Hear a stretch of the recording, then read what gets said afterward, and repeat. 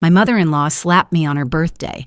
Not in private, not in anger, but in a perfectly rehearsed motion, right in front of 300 guests and a camera crew. The wine hadn't even touched her gown before her hand met my cheek. My husband said nothing. I remember blinking through the sting, smiling and whispering, "Happy birthday." They thought I left in shame. What they didn't know was I had signed the deed to that venue 4 days earlier. That stage, that chandelier, that spotlight, all mine, and I had no intention of staying silent forever. They said I was lucky to marry into the Sinclair family, old money, old manners, and even older expectations. I met Ethan at a charity gala. We exchanged ideas about architecture and favorite wines. 6 months later, I was wearing his grandmother's ring, an heirloom that, according to his mother, belonged to women of substance. I should have noticed the way she emphasized that word. Margaret Sinclair was the kind of woman who never raised her voice because the room always leaned in. Tall, commanding, with silver blonde hair set in flawless curls and pearls that looked like they came with a birthright. From the moment we met, she made it clear I was being observed, measured, silently compared to some invisible benchmark I hadn't been informed of. Still, for a while, I believed I was making progress. She smiled at my jokes during brunch. She complimented my eye for centerpieces. When she asked me to contribute ideas for her upcoming 60th birthday celebration, I considered it a small victory. Ethan beamed when I showed him my presentation. Mood boards, floral concepts, and a timeline laid out to perfection. What Ethan didn't know, and Margaret definitely didn't, was that I had already purchased controlling shares in the venue she adored, the Atrium on 5th, an iconic hall with marble floors and a ceiling that opened to the sky. It was a quiet acquisition, done through a trust and a friend's holding company. At the time, I wasn't planning revenge. I just wanted to build something of my own in this new life, something that couldn't be taken away by a look or a judgmental sigh. The day of the party arrived like a coronation. The Sinclair family spared no expense. Private chefs, crystal glasses flown in from France, a harpist in the lobby playing Margaret's favorite waltz. Guests arrived in floor-length gowns and bespoke tuxedos, each one greeted personally by Margaret with a smile that could slice glass. I wore a champagne-colored dress, soft silk, modest neckline, understated elegance. I thought it was perfect, until Margaret took one look and murmured to a guest, "Interesting choice. Brides usually wear that to their rehearsal dinner." She didn't say it to me, but she made sure I heard. Still, I smiled. That was the thing with Margaret. You were always auditioning, and the judges never clapped. Dinner went as expected. Toasts from business partners, anecdotes from lifelong friends, Ethan's speech that was heartfelt but careful. I was asked to help with logistics, not formally, of course, but subtly. Margaret's assistant kept pulling me aside for seating changes, floral swaps, wine pairings. I was the invisible crew behind the velvet curtain, and then, during dessert, it happened. A waiter, young and nervous, stumbled as he passed by. His elbow nudged mine just enough to tilt the glass in my hand. A splash of red wine landed on the edge of Margaret's gold-trimmed gown. It wasn't much. A drop, maybe 2. But time froze. Gasps followed before I could even react. Margaret stood. I opened my mouth to apologize, but her hand moved faster. The slap rang out like a gunshot. My cheek stung immediately, but it wasn't the pain that hollowed my chest. It was the silence that followed. No one spoke. No one moved. A ballroom of 300 people, and not one intervened. Except Ethan, who reached for his napkin, not to comfort me, to dab at his mother's dress. Margaret tilted her chin, looked me in the eye, and said, "Let this remind you, you are fortunate to be here, but you're not one of us." I could have cried. I could have shouted. I could have stormed out like a scene from a soap opera. Instead, I adjusted the strap of my dress, picked up my clutch, and said, "Happy birthday, Margaret," with a smile that tasted like blood. As I turned to leave, I glanced at the far corner, one of the mounted cameras used for event coverage. It had a perfect angle of the entire scene, framed, lit, recorded. Margaret had no idea that by raising her hand, she had raised the curtain on her own undoing. After the slap, I disappeared. Not physically. I still lived in the same apartment with Ethan for another 3 weeks. I still went to dinner with his colleagues, still wore the right clothes and said the right things. But inside, something had shifted. Something important had gone completely still. Not broken, just quiet. Like a room after the music cuts out. I started listening more than I spoke, and what I heard was devastating. No one in the Sinclair family addressed what had happened. Ethan never mentioned it again. Margaret sent me a message 2 days later. 2 words. No hard feelings. Her way of erasing the moment like it had been a bad dress choice instead of a public humiliation. So, I let them think I was defeated. I stopped attending events.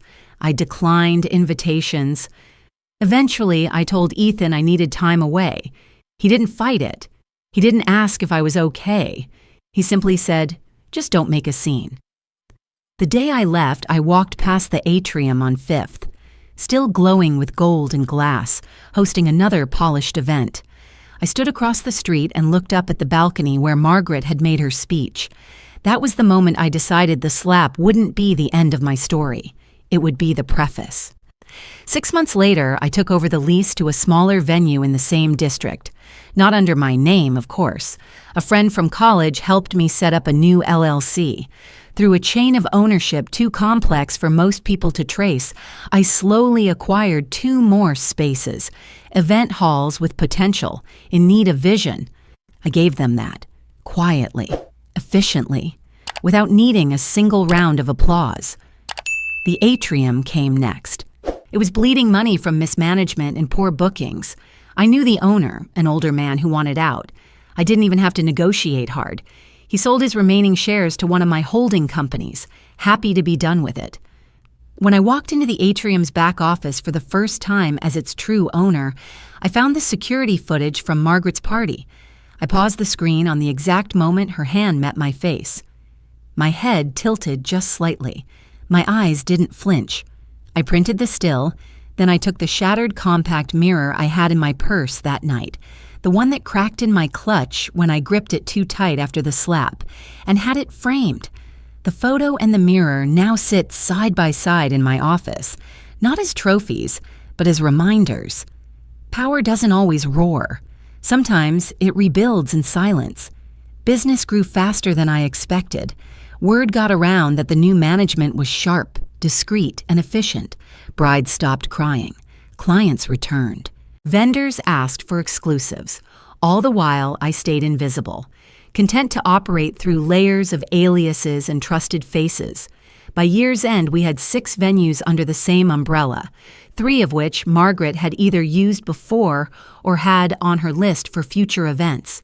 It became a game of proximity. How close could I be to her world without being seen? How much control could I exert without raising suspicion? Every booking, every signature, every contract signed by her assistant was a step deeper into my orbit. And then came the moment I didn't expect, but had prepared for. An email landed in the general inbox of my holding company.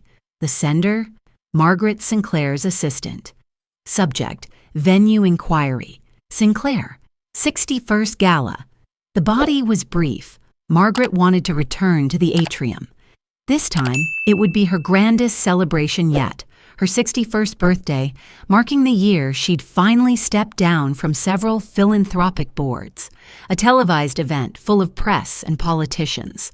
They had no idea I owned the building. None. I forwarded the email to myself, stared at it for a while, then smiled. The logistics were easy. My team already knew how to operate without showing the true hierarchy. Contracts were drawn under the name of our venue director, a charming woman with decades in hospitality. Margaret's team loved her, never asked about ownership. We approved the date, locked in the menu, set the lighting scheme. I insisted on one thing, a custom chandelier, not because the old one wasn't beautiful, it was, but I wanted something symbolic, a circle of fractured crystal pieces suspended by invisible wire. When the light hit it just right, it cast hundreds of sharp, scattered reflections across the room, like broken glass reassembled into art. Margaret called it visionary. She would. I didn't plan on attending the event. That wasn't the point. I didn't need to stand in that room again. All I wanted was to know that she was standing beneath something I created, unaware she was now a guest in a place I commanded. But then, a week before the gala, something changed. One of my assistants came to me, holding a copy of the event's press packet. Inside, nestled between bios and sponsor lists, was a single sentence I hadn't seen before. Special tribute video prepared by Mrs. Sinclair's media team, highlighting last year's celebration. Last year's celebration, the one with the slap, the one that had been recorded by our mounted cameras. I asked my tech director to pull footage from our archives, not the final edited version, the raw files. He hesitated. "You sure?" "Just give me the tape," I said. I watched it that night, alone, in the same office where the mirror and the photograph hung. The camera angle was perfect, better than I remembered. I leaned back in my chair, hands steepled under my chin, and whispered to no one in particular, "Let's see how she handles watching herself from the outside." The night of Margaret's gala arrived with all the elegance money could buy. Chauffeurs lined Fifth Avenue, crystal chandeliers blazed through the glass, and velvet ropes parted for New York's political elite.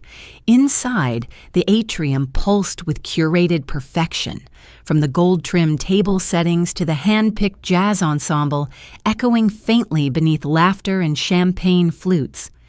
Every detail reflected Margaret's taste, or so she thought. In truth, it was mine. From behind the blackout curtain on the second level, I watched the ballroom unfold like a living blueprint. I had approved every element: the guest flow, the lighting design, the pacing of the music to match the arrival cadence. Even the amuse-bouche menu had been subtly altered to accommodate an allergy Margaret never admitted, but always complained about when it appeared. It was a dance, and I conducted it without a baton. No one knew I was there. To them, I was gone. A ghost of last year's scandal. An ex-wife, probably licking wounds somewhere in Europe. They didn't know I had simply stepped off stage to control the spotlight from the shadows. Below me, Margaret floated from guest to guest, wrapped in sapphire satin, wearing the same pearls she had on the night she slapped me. I wondered if they still felt cold against her skin. Her laughter rang rehearsed. She was still the star of her own illusion, still performing for a crowd that didn't see the strings. And I was no longer in the performance. I was the puppeteer. From my earpiece, my operations lead whispered updates.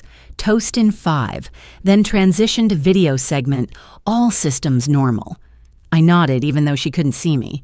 Margaret tapped her glass delicately, silencing the room with practiced grace. "Thank you, all of you," she began, "for celebrating not just my birthday, but my years of service to the causes we all cherish. I've always believed in elegance, discretion, and above all, legacy." Applause followed, polite, predictable. She gestured toward the screen behind her. And now, a short look back at last year's celebration, a time of joy, of new beginnings, and a few surprises. That was the first red flag. My operations lead chimed in again. Olivia, that's not the version we approved." I leaned forward. "What version is it?" "We're not sure. We didn't load it." The lights dimmed. The screen flickered. And then there it was. Me. Frozen mid-motion, red wine splashing. Margaret's hand raised in perfect frame. The crack of the slap echoed through the speakers as if it were happening again, right there in the room. Gasps erupted. A few stifled laughs. Some looked around nervously. Others just stared, mouths open as the clip played through. Uncut, unpolished, undeniable. Margaret stood paralyzed, one hand clinging to her wine glass, the other twitching at her side. The screen faded to black. Silence. Then murmurs. Then someone whispered, just loud enough, "That was last year's party? My God!" Margaret spun around to the tech booth, searching for a scapegoat. Her assistant bolted toward the control panel. Security scrambled. The band started playing again, awkwardly trying to reclaim normalcy. But it was too late. Ethan found her minutes later in the side hall. I could see them through the camera feed, him with one hand on her shoulder, her face tight with panic. I couldn't hear what they were saying, but I could guess. He looked furious. She looked exposed. For the first time in all the years I had known her, Margaret Sinclair was not in control of the room, and I wasn't even the one who pulled the trigger. That was the part that made it delicious. I had built the stage, controlled the cast, designed the scene, and yet someone else had thrown the match. The theater had burned without my touch. I was just there to feel the warmth. 10 minutes later, my operations lead called in again. "Olivia, you're not going to believe this. Margaret is demanding to meet with the CEO in person tonight." I smiled, slow and sharp. "Tell her the CEO will see her shortly." They told her the CEO would meet her at the Rose Room, a private dining suite perched above the main floor, typically reserved for foreign diplomats and billionaires too powerful for the lobby. Margaret didn't question it, not because she trusted them, but because she believed, truly believed, that no one would ever deny her access. She walked in wearing war paint, lipstick a shade deeper than usual, heels sharper, eyes rimmed in steel. I was already seated, alone, a glass of still water in front of me, no papers, no assistant, just silence and memory. She froze. Her mouth parted slightly, then shut again as if recalculating her approach. I didn't rise to greet her, didn't offer a handshake. I simply tilted my head and gestured to the chair across from mine. "Olivia," she said finally, sliding into the seat like it burned. "I didn't realize." "You rarely do." A beat of stillness passed between us. She opened her clutch, as if she might need something to defend herself. I waited. "You arranged the video," she accused. I shook my head. "No, that was your team. You insisted on a tribute to yourself. You're the one who framed your own downfall." Her brows tightened. "You could have stopped it." "I did," I said softly. "For a year. I held it back. Never leaked it. Never spoke of it. I gave you every chance to forget, to move on, to grow into someone who could face what she did and rise above it." Margaret's knuckles whitened against the stem of her wine glass. "You want revenge." I leaned forward slightly. "No, that's the part you'll never understand. If I wanted revenge, I would have made sure every screen in that ballroom played that slap on loop. I would have invited press, sold exclusive footage, gone viral. I would have made sure your name was smeared across every society page in Manhattan." She swallowed, loudly. "I didn't do any of that. I stayed silent until you brought it back, until your ego needed another monument." Her voice trembled slightly. "You don't know what it's like to build a reputation over decades and watch it collapse in seconds." "Don't I?" She looked away, and for the first time I saw something real flicker behind her lashes. Not pride, not anger, just fear. Not of me, but of being seen for what she truly was. "I didn't come here to ruin you," I said. "That's not necessary. I came here to give you a choice." Her head whipped toward me. "A choice?" I nodded. "You can issue a public apology, a sincere one, acknowledging what you did, admitting that you crossed a line, that you abused your platform to humiliate someone you deemed beneath you." She flinched. "Or," I continued, "I release more." She blinked. "There's more?" I reached into the folder beside me and slid a single sheet across the table. "Financial statements. Years ago, you funneled venue donations from your charity events into personal accounts, tax-sheltered, under your sister-in-law's name. I found the paper trail. Turns out, when you thought I was just another silent ornament on Ethan's arm, I was listening, watching, documenting." her face drained of color. "I'm not threatening you," I added. "I'm offering you the chance to undo this yourself. I'm offering you dignity in defeat, something you never offered me." The room pulsed with quiet. Margaret stared at the paper, but didn't touch it. Finally, she said, "What do you want from me, Olivia?" I stood, walked over to a cabinet, and retrieved a small object wrapped in velvet. I placed it between us and unwrapped it. A mirror. The compact one she had once gifted me for emergencies. The same one that cracked in my purse the night she slapped me. I placed it carefully on the table and met her eyes. "I want you to look at yourself. Really look. Before you decide who to be next." Margaret's gaze dropped to the shattered reflection. 1,000 fractured versions of herself stared back. She didn't speak. She didn't cry. But I saw the muscles in her jaw tremble. "I'll give you until Friday," I said quietly, turning to leave, "to choose which version of yourself the world sees next." I paused at the door, looked back once. And for what it's worth, this was never about power. It was about memory. You wanted everyone to forget. I just wanted you to remember. The door clicked shut behind me, but the silence I left behind screamed. Margaret never gave the apology. No camera crews, no statement, no carefully worded letter. She simply vanished. Within 2 weeks of our dinner, she had withdrawn from all public appearances. Her name disappeared from charity boards, her portraits removed from foyers where they once hung like sacred icons. She moved quietly, like smoke out of a window, back to a coastal home I never knew she owned in Rhode Island. No fanfare, no farewell. That was her way of surrendering, through silence, not confession. And it worked. Public attention flickered away from her, as it always does when the powerful step out of frame. But she left behind a vacuum, one she never intended to create, because the clip didn't disappear. Someone, maybe a guest, maybe a staff member, had ripped a copy from the broadcast feed and uploaded it anonymously.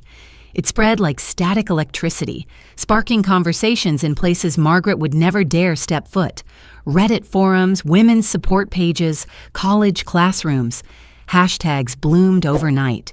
Wowers slapped back Vajo's silent power. Olivia didn't flinch. Suddenly, I wasn't invisible anymore. They called me a symbol, a survivor, a strategist, the woman who turned a slap into a throne.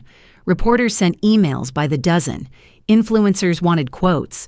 A well-known nonprofit offered to partner on a Dignity Through Decency campaign. And then came the TED Talk invitation. At first, I ignored it. What could I possibly say on a stage with a red dot under scripted lights that hadn't already been said through the footage? But the emails kept coming. The publicist insisted. "It's not about you," she wrote. "It's about what you represent." So I said yes. The day of the event, I wore no jewelry, just a black dress and a microphone taped to my collar. My heels clicked softly on the stage floor as I stepped into the circle. I spoke for 12 minutes, not about Margaret, not directly. I spoke about silence, about how quiet doesn't mean weakness, how composure isn't compliance.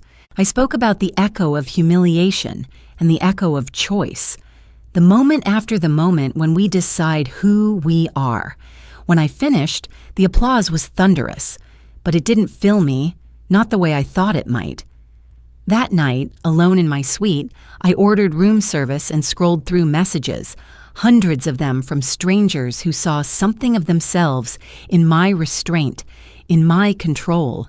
And still, I felt hollow. I had won. I had outlasted, outmaneuvered, outshone. But what lingered wasn't triumph. It was absence. The next morning, I stepped out of the elevator into the lobby of my newest venue, where an exhibit had been installed. Portraits of women across generations who had faced public shame and reclaimed their narrative.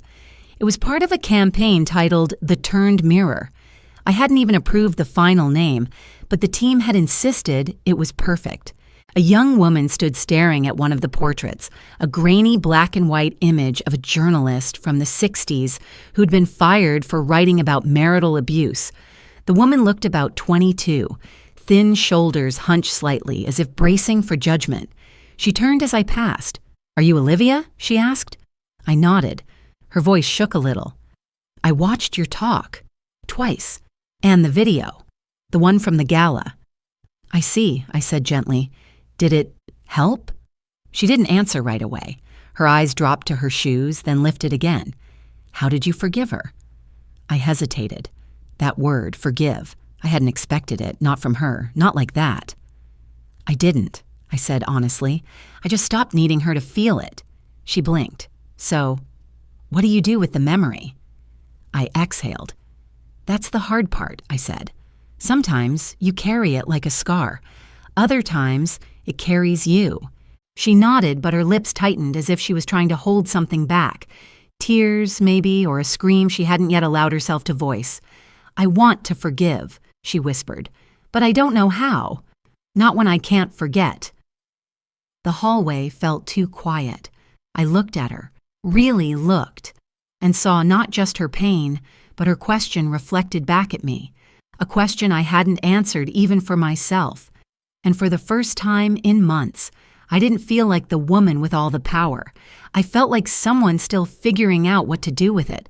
I didn't realize I was done until I sat in the boardroom and felt nothing. No thrill, no fire, just stillness. The walls were lined with awards, event calendars, photos of venues bathed in gold light, smiling brides, and testimonials from dignitaries. I had built something revered, admired, but it no longer felt like mine. That's when I made the call. 3 women stood before me the following week, each one handpicked, not for their resumes, but for what they had survived. One had been humiliated by a former employer in a viral boardroom video. Another lost her job for calling out abuse. The third had once been arrested for defending herself during a protest. All of them had been reduced, dismissed, and told to move on.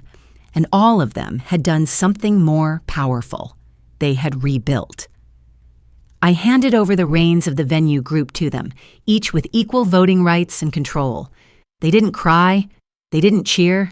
They simply nodded, as if already aware they were meant to lead. After they left, I boxed up everything in my office. The mirror, the framed photo of the slap, both carefully wrapped and set aside, not to be thrown away, but to be redefined. Then I began writing. Not a memoir. Not really. It was a book about the quiet choices, the ones no one sees, the moment you decide not to scream, the nights you stare into a ceiling and promise yourself that next time you'll walk away before someone takes the best parts of you.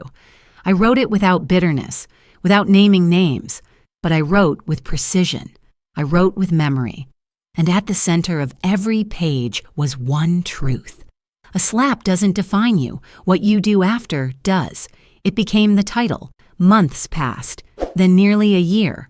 The book published quietly, but the impact was immediate. Readers didn't see it as a story of revenge. They saw a roadmap, a way to exist beyond the echo of humiliation. A woman in Idaho emailed to say she'd left her husband. A teenager in Jakarta said she'd finally spoken out in class. A mother in Ireland wrote simply, "I needed someone to say it could be done quietly." And then came the next idea, the new venue.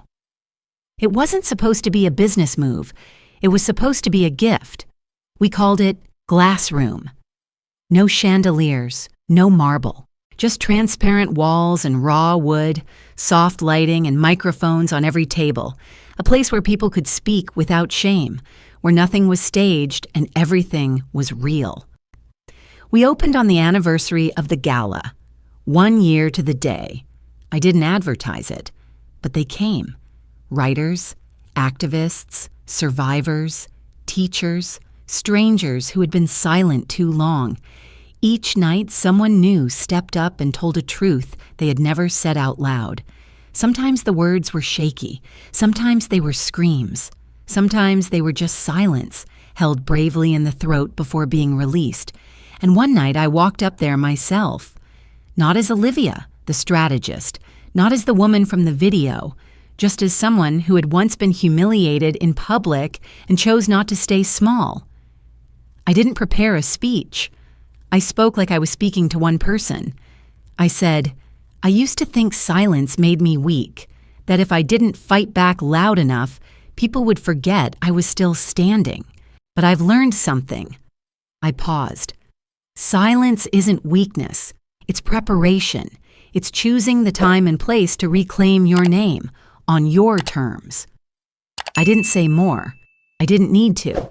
When I stepped down, the applause was gentle, not loud, not thunderous, just steady, a rhythm of respect. As the last guest left that night, I stood by the entrance and looked up at the small installation we'd placed over the doors. It was the mirror, the old one, cracked, still, but reframed in soft oak. Beneath it, etched into the wall, was a single line. Here, no one gets slapped for being themselves. And for the first time since all of it began, I didn't feel like the girl who'd been struck in front of a crowd.